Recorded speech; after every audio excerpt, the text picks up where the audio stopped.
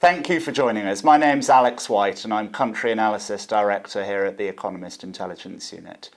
We're here today to talk about the impacts of Brexit on the healthcare industry, and I'm joined by Annie Pannelay, who is our principal for our healthcare practice here at the EIU.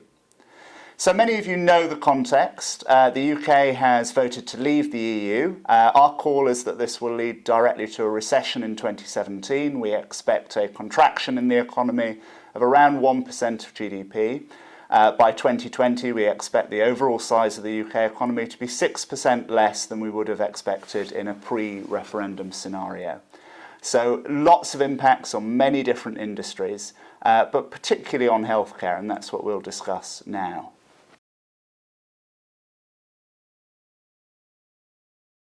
And a final question, Annie. What can companies do to navigate all of the uncertainty that's come out of this vote? I think firstly, they need to get clarity on the trends that actually impact their business, the ones where they can optimize something and the ones where they need to manage the risk.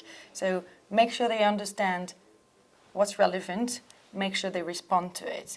And at a more micro level, I think it calls for wide scope audits, looking at the products that are at risk, inline, pipeline, flag those where the change in the regulatory framework would be important, and for human resources as well.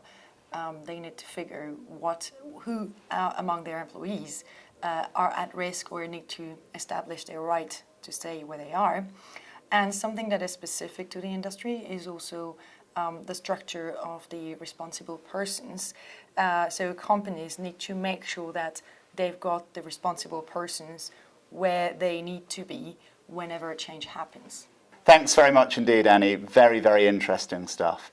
If you'd like to know more, please email us at the address below.